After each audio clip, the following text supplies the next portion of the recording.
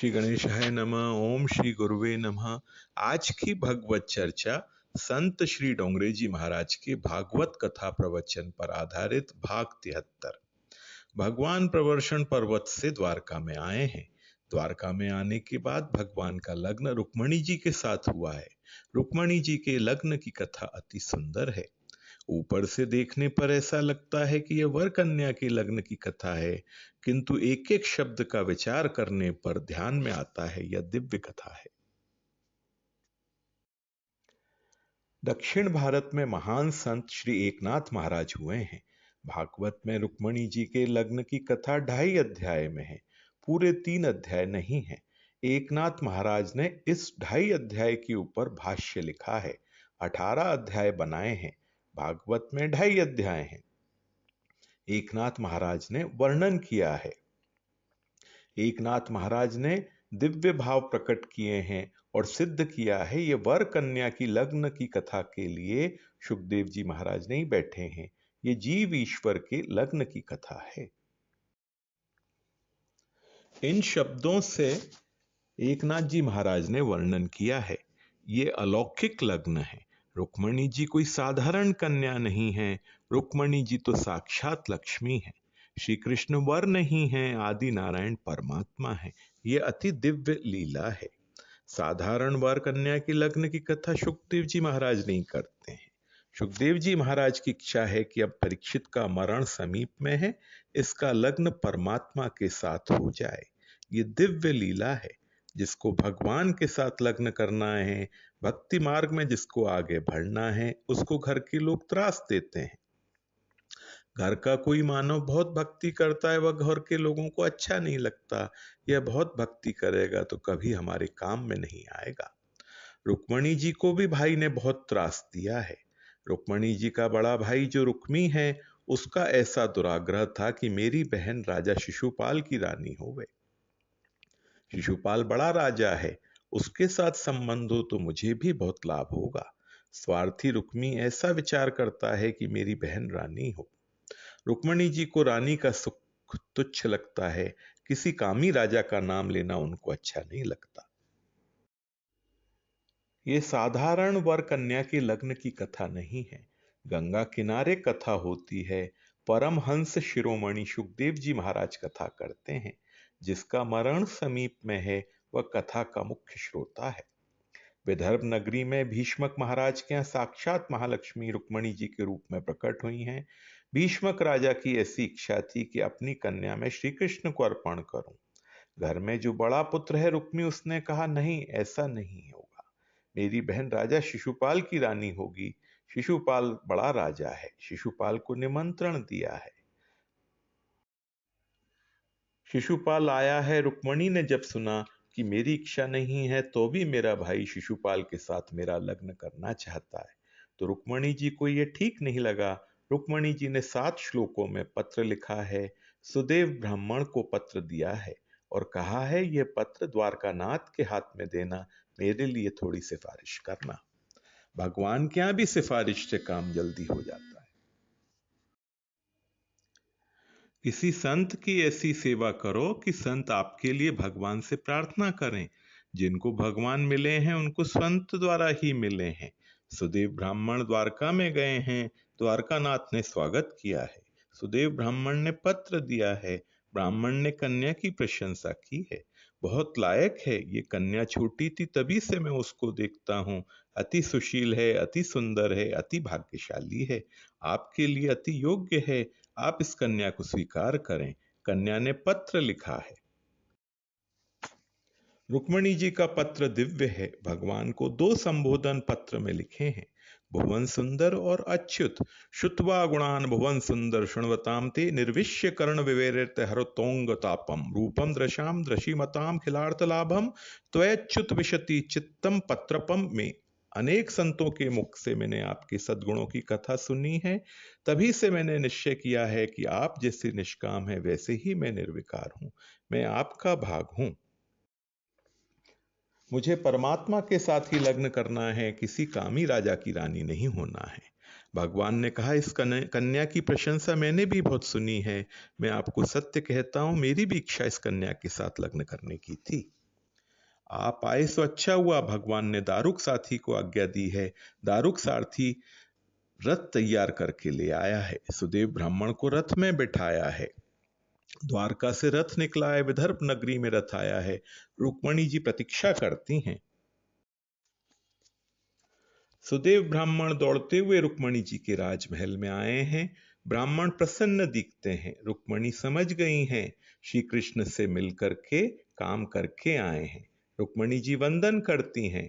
रुक्मणी जी से कहा है, बेटा मैं द्वारका नाथ को लेकर के आया हूं, सभी बातें हुई हैं, तुम्हें भगवान ने अपनाया है। बेटा तू अंबा जी की पूजा करने के लिए जाती है, वहां श्री कृष्ण अपना रथ लेकर के आने वाले हैं। अंबा जी की पूजा हो जाए तब तुम्हें रथ में बिठा करके द्वारका ले जाएंगे।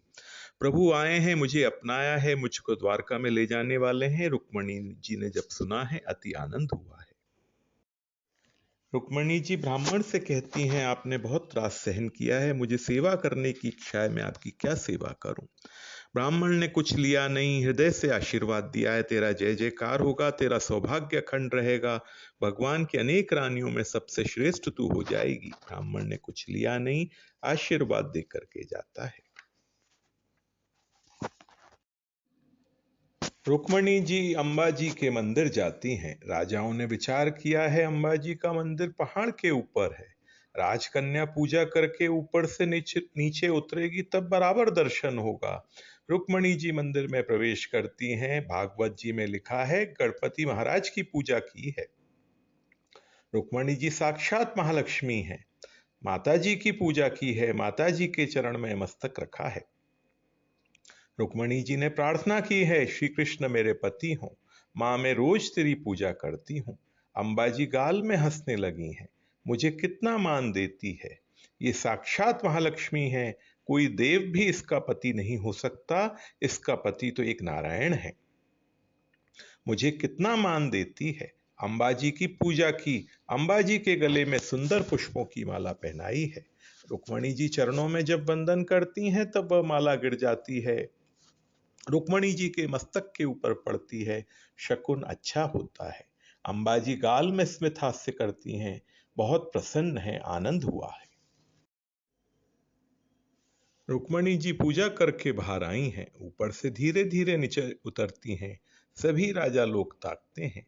लक्ष्मी सभी की माँ है, लक्ष्मी का दर्शन मात्र भाव से करो। लक्ष्मी को माता मान करके घर में रखो तो कोई दिन नारायण की गोद में बिठा देंगी। काम भाव से जो लक्ष्मी को देखता है, भोग बुद्धि से जो लक्ष्मी को देखता है, उसका पतन हो जाता है। सभी राजा काम भाव से देखते थे। बहुत से लोगों को मूर्छा आ गई, बहुत से लोग गड्ढे में जा पड़े हैं। माता महालक्ष्मी को जो काम भाव से देखता है, जो भोग बुद्धि से देखता है, उसकी जो दुर्दशा हो सो कम है। दारुक सारथी ने घोड़ों को संकेत किया है, वायु गति वाले घोड़े हैं। बहुत से राजाओं को मूर्छा आई है, बहुत से सिपाही चक्कर में पड़े हैं, गिर गए हैं, अंधेरा दिखने लगा है। दारुक सारथी रथ लेकर आया है, सोने का रथ है, 4 घोड़े हैं, गरुड़ जी ध्वजा लेकर खड़े हैं। रुक्मणी जी ने देखा है, भगवान का रथ देखकर रुक्मणी जी रथ के सम्मुख दौड़ने लगी हैं। सखियां समझाती हैं, राजकुमारी पालकी इधर है, पालकी इधर है। कौन सुनता है, आलकी पालकी कहाँ है, रथ के सम्मुख दौड़ती हुई गई हैं। भगवान ने हाथ लंबा किया है, रुक्मणी जी का हाथ पकड़ के रथ में बिठा लिया है। देव गंधर्व द्वारकाधीश की जय जयकार करते हैं। रथ ने द्वारका का रास्ता पकड़ा है। सब मूर्ख राजा धूल में गिरे थे। जरासंध ने हुक्म किया है, मार्ग को रोक लेना, ये हमारा अपमान है। जिस राजकन्या का लग्न शिशुपाल राजा के साथ होना था, उसको उठा करके ये ले जाता है, यह हमारा अपमान है, हम लड़ेंगे। सभी राजा युद्ध करने के लिए तैयार हुए हैं। द्वारका में बलराम जी को रात्रि में खबर पड़ी है। श्री कृष्ण बलराम दोनों भाइयों में अतिशय प्रेम है। बलराम जी का एक नियम था, अकेले भोजन कभी नहीं करना। दोनों भाई साथ में भोजन करते थे। बलराम जी श्री कृष्ण की प्रतीक्षा करते हैं, अभी कन्हैया कहाँ गए कहाँ गए। फिर बलराम जी ने सुना कोई ब्राह्मण आया था, पत्रिका लेकर के आया था। बड़े भैया के कान में तो सब वार्ता थी, जानते थे। कन्हैया ने मुझे भी नहीं कहा, अकेला गया है।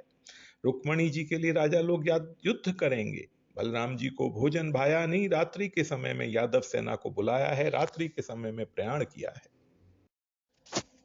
बराबर युद्ध का समय हुआ था, तभी बलराम जी ने विदर्भ नगरी में पांव रखा है। बलराम जी बड़े वीर हैं। बलराम जी का नाम सुनते हैं तब राजा लोग थर थर कांपते हैं।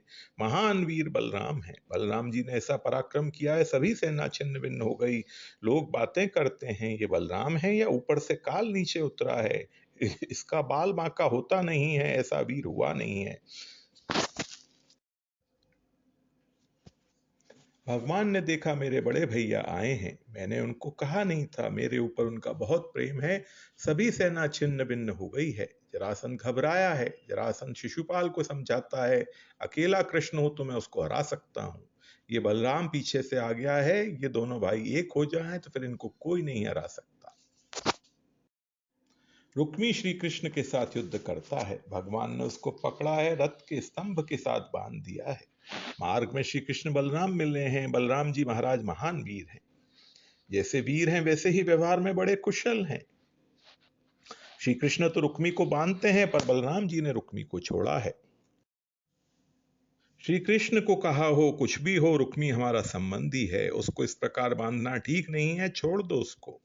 रुक्मी को छोड़ा है। बलराम जी महाराज रुक्मी के साथ वेदांत की बातें करते हैं। भागवत में ऐसा वर्णन आया है, हमारी जीत या तेरी ही जीत है, हम दोनों एक हैं, क्यों दुख मानता है, आत्मा निर्विकार है। बलराम जी ने उसको ऐसा समझा दिया है, उसको मान दिया है। बलराम जी ने वस्त्र आभूषण दिए हैं, आपका हमारा संबंध हुआ है। श्री कृष्ण बलराम रुक्मणी जी के साथ द्वारका आए हैं। भागवत में वर्णन नहीं है, पर अन्य ग्रंथों में आता है। भगवान ने उद्धव जी से कहा है, उद्धव मेरी माँ यशोदा मुझे याद आती है, यशोदा माँ ने मुझको बड़ा किया है, यशोदा माँ का प्रेम याद आता है। उद्धव मेरी माँ यशोदा द्वारका में आए तभी मैं लग्न करूंगा, मेरी माँ द्वारका में ना आए तो मुझे लग्न करना ही नहीं है।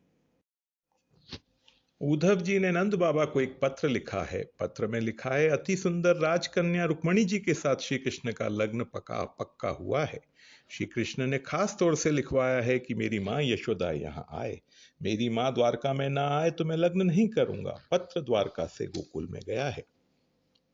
लग्न का समय हुआ है, गोकुल से पत्र का उत्तर आया नहीं। श्री कृष्ण बलराम जी के साथ बातें करते हैं, भैया मैंने ऐसा सुना है मेरी माँ बहुत दुर्बल हो गई हैं, आंगन में बैठ करके प्रतीक्षा करती रहती हैं, मां से वहां ले आते हैं, मां बहुत प्रतीक्षा करती है। श्री कृष्ण बलराम वृंदावन आते हैं। द्वारका की अति संपत्ति में भी भगवान ब्रजवासियों के प्रेम को भूले नहीं है। माता यशोदा को, नंद जी को, गोपियों को, ग्वाल बालों को द्वारका में ले गए हैं। द्वारका के पास गोपी तालाब है, वहां गोपियों को निवास दिया था, इसीलिए उसका नाम गोपी तालाब रखा है। लग्न हुआ है माधवपुर में। माधवपुर में माधव राय द्वारकानाथ रुक्मणी जी के साथ विराजमान है, वहां लग्न हुआ था। भीष्मक राजा का मुकाम वहीं था। नारद जी ने मुहूर्त दिया है, माघ मास शुक्ल पक्ष पंचमी तिथि। ब्रह्मादिक देव वहां आए हैं। कामदेव को आज घोड़ा बनाया है, कामदेव के ऊपर भगवान बैठे हैं। मानव जब ब्याह करने जाता है तब जीव के ऊपर काम सवार हो जाता है। परमात्मा लग्न करने के लिए गए हैं तब काम के ऊपर बैठे हैं। जो रुक्मणी श्री कृष्ण के लग्न महोत्सव में आए हैं, सभी जीव निष्काम हैं। श्री कृष्ण का यह प्रभाव है। सुंदर सिंहासन में भगवान को बिठाया है, मधु पर्क विधि से पूजा की है, अंतः पट रखा है, रुक्मणी जी को वहां लाए हैं। ब्रह्मा जी वहां पुरोहित बन करके आए हैं। ब्रह्मा जी ने मंगलाष्टक का आरंभ किया है। कस्तूरी तिलकम ललाट पटले वक्षस्थले कौस्तुभम नासाग्रे वरमौक्तिकम करतले वेणु करे कंकणम सर्वांगे हरिचंदनम सुललितम कंठे च मुक्तावली गोप स्त्री परिवेष्टितो विजयते गोपाल चूड़ामणि। श्री लक्ष्मी नारायण भगवान की जय जय जयकार हुआ है। अति दुख हो या अति आनंद हो, शरीर को सहन नहीं होता है। श्री कृष्ण दर्शन करती हुई गोपियां भगवान के चरणों में लीन हुई हैं। गोपियों की श्री अंग की जो मिट्टी है वही गोपी चंदन है। गोपी चंदन द्वारका से आता है। रुक्मणी द्वारकानाथ के दर्शन में अति आनंद हुआ है, इसीलिए गोपियां भगवान के चरणों में लीन हुई हैं। रुक्मणी जी द्वारका में आई हैं, तभी से द्वारका की महिमा बढ़ गई है। साक्षात महालक्ष्मी द्वारका में आई हैं। सुवर्ण सिंहासन में रुक्मणी जी के साथ श्री कृष्ण विराजमान हैं। जिस जीव ने पाप किया है उसको भय लगता है भगवान मुझे सजा करेंगे। श्री रुक्मणी जी जिसके लिए सिफारिश करती हैं, रुक्मणी जी जिसके लिए भगवान को मनाती हैं, उसी जीव को भगवान अपनाते हैं। भागवत में ऐसा वर्णन है कि श्री कृष्ण भगवान को कभी कभी क्रोध आता है। रुक्मणी माता को जीवन में कभी क्रोध आया ही नहीं। क्रोध क्या होता है श्री रुक्मणी जी जानती ही नहीं। श्री कृष्ण भगवान को कभी कभी क्रोध आता है, ऐसा भागवत जी में लिखा है। भगवान को क्रोध कब आता है? भगवान कृपा करके जीव को धन देते हैं, सुख देते हैं, अनुकूलता कर देते हैं, ताकि अनुकूल परिस्थिति में यह जीव मेरी भक्ति ज्यादा करे। ज्यादा भक्ति करने के लिए, परोपकार करने के लिए भगवान जीव को सभी प्रकार की अनुकूलता कर देते हैं। यह जीव बहुत लायक नहीं है तो भी उसको धन देते हैं, मान देते हैं। भगवान की ऐसी इच्छा रहती है इसको सभी प्रकार की अनुकूलता होगी तो ये मेरी भक्ति ज्यादा करेगा, मेरे भक्तों की सेवा करेगा। किंतु यह जीव ऐसा दुष्ट है कि अनुकूल परिस्थिति में अति सुख भोगता है और पाप भी करता है। अतिशय भक्ति करने के लिए भगवान ने अनुकूलता कर दी थी। अति सुख में जीव ईश्वर को भूल जाता है, धर्म को भूल जाता है, नैतिकता को भूल जाता है और मर्यादा छोड़कर जब अति सुख भोगता है तब भगवान को क्रोध आता है। अब मैं इसको सजा करूंगा, ये दया करने लायक नहीं है। भगवान जीव को कभी कभी सजा करते हैं। ऐसे समय में श्री रुक्मणी जी भगवान को समझाती हैं, सजा न करें, दया करें। आप इसको सजा करेंगे तो बहुत दुखी होगा। भगवान आवेश में बोलते हैं, यह जीव बहुत दुष्ट है, आज तक मैंने बहुत दया की, अब यह दया करने लायक नहीं है। रुक्मणी जी भगवान को प्रेम से समझाती हैं, जीव लायक नहीं है, आप तो लायक हैं। जीव दुष्ट है, आप दयालु हैं। जीव अपनी दुष्टता छोड़ता नहीं है तो आप दया क्यों छोड़ते हैं? अतिशय प्रेम होने से भगवान श्री रुक्मणी जी के अधीन रहते हैं। रुक्मणी जी जो कहती हैं वही भगवान करते हैं। रुक्मणी जी की कृपा से, महालक्ष्मी की कृपा से जीव नारायण के चरणों में जा सकता है। सुखदेव जी महाराज वर्णन करते हैं, राजन रुक्मणी जी के यहाँ प्रद्युम्न लाल जी का प्राकट्य हुआ है। प्रद्युम्न लाल जी ने शंबरासुर दैत्य का विनाश किया है। भगवान का दूसरा लग्न सत्राजीत की कन्या सत्यभामा जी के साथ हुआ है। तीसरा लग्न स्यमंतक मणि शोधने के लिए गए थे, तब जामवान के साथ युद्ध हुआ था और जामवती के साथ तीसरा लग्न हुआ है। भगवान का चतुर्थ लग्न श्री यमुना जी के अंश से श्री कालिंदी जी प्रकट हुई हैं। कालिंदी जी के साथ चतुर्थ लग्न हुआ है। पांचवा लग्न मित्रविंदा जी के साथ हुआ है। छठा लग्न नागनजिति के साथ हुआ है। सातवां सत्या जी और आठवां लग्न लक्ष्मणा जी के साथ हुआ है। श्री कृष्ण की 8 पटरानियां हैं। अष्टधा प्रकृति ही 8 पटरानियां हैं। प्रकृति अष्टधा है, पृथ्वी, जल, तेज, वायु, आकाश, मन, बुद्धि और अहंकार, ये अष्टधा प्रकृति है। परमात्मा जगत में आते हैं तब प्रकृति दासी बन करके भगवान की सेवा करती है। एक अध्याय में 16,000 राजकन्याओं के साथ भगवान का लग्न होता है, यह कथा भी आई है। ये जो 16,000 राजकन्याएं हैं, ये वेद के अभिमानी देव हैं। वेदाभिमानी देव राजकन्याओं के स्वरूप से प्रकट हुए हैं। ब्रह्म संबंध करना है, प्रभु परमात्मा को मिलना है, भगवान के साथ एक होना है, ब्रह्म को अनुभव करना है, इसलिए वेदाभिमानी देव राजकन्याओं के स्वरूप से प्रकट हुए थे। भौमासुर नाम का एक राक्षस था, उसकी नियत बिगड़ गई थी। राजकन्याओं को उसने कारागृह में रखा था। भगवान ने सुना भौमासुर की नियत बिगड़ गई है, राजकन्याओं को कैद में रखता है। भगवान भौमासुर के साथ युद्ध करने के लिए गए हैं और युद्ध में भौमासुर को मारा है। राजकन्याओं को कारागृह से छुड़ाया है। भौमासुर के कारागृह में राजकन्या रही थी, इसलिए जगत का कोई भी पुरुष इनके साथ लग्न करने के लिए तैयार नहीं हुआ।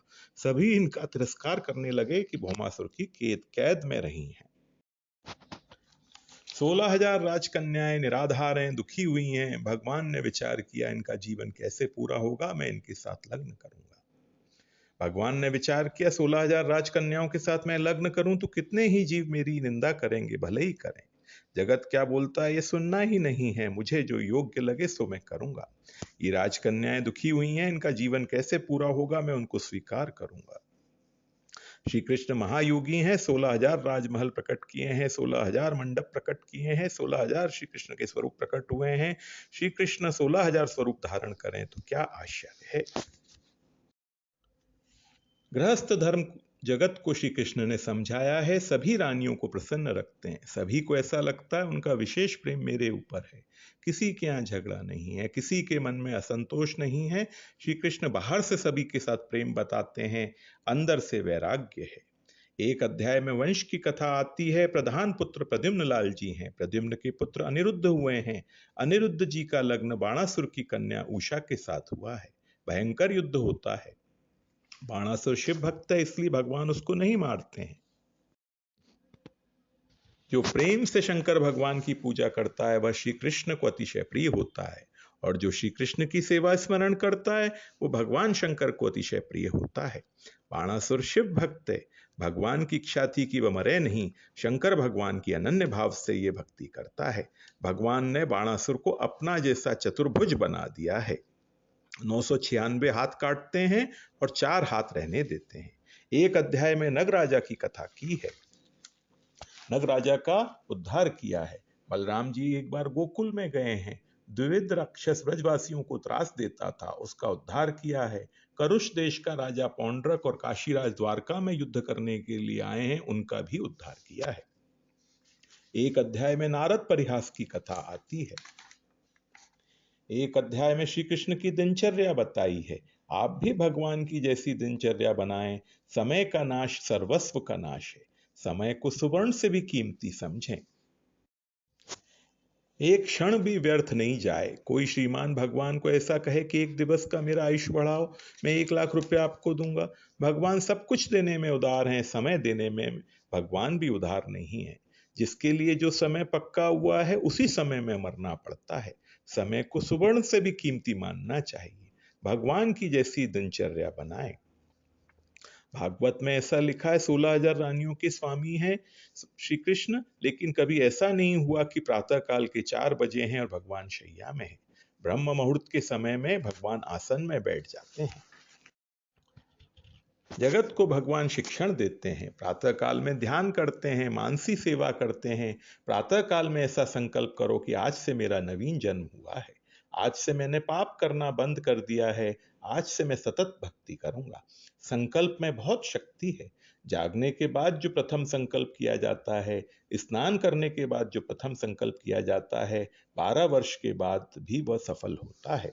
संध्या करें, भगवान के सम्मुख दीपक जलाएं, भगवान की थोड़ी प्रार्थना करें। भगवान से कहना आपको दीपक की जरूरत नहीं है, दीपक की जरूरत मुझे है। मानव के मन में अंधेरा आ जाता है, मन बिगड़ने में देर नहीं है। मेरे अंदर प्रकाश कायम रहे इसलिए मैंने दीपक जलाया है। ज्यादा नहीं, आधा घंटा जप करें, कीर्तन करें। सायंकाल में कली आता है, कली घर में घुस जाता है। जिस घर में भगवान के नाम का कीर्तन होता है उस घर में कली नहीं जाता है, कली भगवान के नाम से डरता है। भागवत जी में ऐसा लिखा है, मालिक का ऐसा नियम था, माता पिता का रोज वंदन करते हैं। द्वारका में आज भी द्वारकानाथ के सम्मुख वसुदेव देव की बैठे हैं। मालिक का ऐसा नियम था, रोज माता देव की और पिता वसुदेव जी का वंदन करते हैं। शास्त्रों में तो ऐसा लिखा है, जिसके माता पिता नहीं है वह माता पिता को याद करके भी वंदन करे। माता पिता के अनंत उपकार हैं। भगवान माता पिता को वंदन करते हैं। सुधर्मा सभा में जाते हैं, वहां सत्संग होता है। एक बार श्री कृष्ण सभा में विराजमान थे, एक सेवक आया, उसने कहा जरासंध राजाओं को बहुत त्रास देता है, जरासंध का आप उद्धार करें। उसी समय नारद जी भी वहां आए हैं। नारद जी ने कहा है, धर्मराज को राजसूय यज्ञ करने की इच्छा है, आप राजसूय यज्ञ में पधारें। श्री कृष्ण राजसूय यज्ञ में गए हैं। एक ही लीला में भगवान अनेक काम करते हैं। जरासंध बड़ा पहलवान है, भगवान ने भीमसेन को युक्ति बताई है, शक्ति से नहीं युक्ति से जरासंध को मारा है। राजसूय यज्ञ का वर्णन संत करते हैं। चैत्र मास शुक्ल पक्ष और पूर्णिमा के दिन राजसूय यज्ञ का आरंभ हुआ है। 1 वर्ष के बाद चैत्र शुक्ल पूर्णिमा के दिन पूर्णाहुति हुई है। 1 वर्ष का यज्ञ था, बड़ा भारी यज्ञ है। हजारों ऋषि महात्मा आए हैं। राजसूय यज्ञ में सबसे प्रथम पूजा किसकी करना चाहिए, ये बड़ा प्रश्न उपस्थित हुआ। बड़े बड़े ऋषि महात्मा आए थे, सभी ने धर्मराज को आज्ञा दी है, द्वारकानाथ श्री कृष्ण विराजमान है, प्रथम पूजा श्री कृष्ण की ही होना चाहिए। धर्मराज ने श्री कृष्ण भगवान की प्रथम पूजा की है, सभी को आनंद हुआ है। सभा में 2-4 जीव ऐसे बैठे थे जिनको बड़ा बुरा लगा। शिशुपाल खड़ा हुआ है, सभा में श्री कृष्ण की निंदा करता है, सभा में श्री कृष्ण को गाली देता है। जिस सभा में प्रथम पूजा का मान मिला उसी सभा में भगवान का अपमान हुआ है। शिशुपाल सभा में निंदा करता है, गाली देता है, श्री कृष्ण भगवान सहन करते हैं। रासलीला श्री कृष्ण की काम विजय है और शिशुपाल का वध श्री कृष्ण की क्रोध विजय है। सभा में गाली देता है किंतु श्री कृष्ण की शांति भंग नहीं हुई है, उनको क्रोध आया नहीं। 100 गाली पूरी होने के बाद सुदर्शन चक्र से उसका मस्तक काट डाला है, शिशुपाल को मारा है। जरा भी भगवान को क्रोध आया नहीं है, शिशुपाल का उद्धार किया है। भगवान की यह क्रोध विजय है। राजसूय यज्ञ में सभी को आनंद हुआ है। भगवान राजसूय यज्ञ में आए हैं। उस समय द्वारका में शाल्व नाम का राजा युद्ध करने के लिए गया है। प्रद्युम्न लाल जी के साथ उसका युद्ध हुआ है। भगवान ने सुना भगवान द्वारका गए हैं। शाल्व, विदुरथ, दंतवक्त्र आदि अनेक दुष्ट राजाओं का विनाश किया है। दुर्योधन ने कपट करके धर्मराज को जुए का आमंत्रण दिया है। क्षत्रिय का धर्म है, कोई युद्ध का आमंत्रण दे तो युद्ध करना चाहिए, कोई द्वीप क्रीड़ा का निमंत्रण दे तो क्षत्रिय ना न बोले। धर्मराज धर्मनिष्ठ हैं और धर्म समझ करके द्यूत क्रीड़ा के लिए जाते हैं। कपट से दुर्योधन खेलता है, धर्मराज सत्यवादी हैं। पांडवों की हार हुई है, पांडव वन में गए हैं। पांडवों ने ऐसा माना है कि राजमहल में लौकिक सुख मिला, अब अलौकिक आनंद देने के लिए भगवान ने वन में भेजा है। वनवास में पांडव वन को शांत रखकर भक्ति करते हैं। वनवास पूरा परिपूर्ण होने के बाद राज्य मांगते हैं। दुर्योधन ने कहा, युद्ध के बिना मैं कुछ देने वाला नहीं हूं। कौरव पांडवों का युद्ध पक्का हुआ है। इस युद्ध में किसी का भी पक्ष लेने की बलराम जी की इच्छा नहीं है। बलराम जी महाराज द्वारका छोड़कर यात्रा करने के लिए गए हैं। बलराम जी के यात्रा का वर्णन भागवत में बहुत आया है। 4 धाम हैं और सप्तपुरी हैं। सप्तपुरी में 3.5 पुरी शिव जी की हैं और 3.5 पुरी विष्णु भगवान की हैं। अयोध्या, मथुरा और द्वारका 3 के मालिक विष्णु भगवान हैं। काशी, अवंतिका और मायापुरी, मायापुरी अर्थात हरिद्वार, इन तीनों के मालिक शिव हैं। 7वीं पुरी कांची है। कांची में 2 भेद हैं, शिव कांची और विष्णु कांची। विष्णु कांची में वरदराज महाविष्णु है, शिव कांची में आम्रनाथ महादेव हैं। 3.5 मिलकर के सप्तपुरी होती है। बलराम जी यात्रा विधि पूर्वक करते हैं। बलराम जी की यात्रा का बहुत वर्णन किया गया है। नैमिषारण्य में ऋषियों के साथ सत्संग किया है। बलराम जी की लीला दिव्य है। आज की भगवत चर्चा यहीं तक। ओम श्री गुरुवे नमः।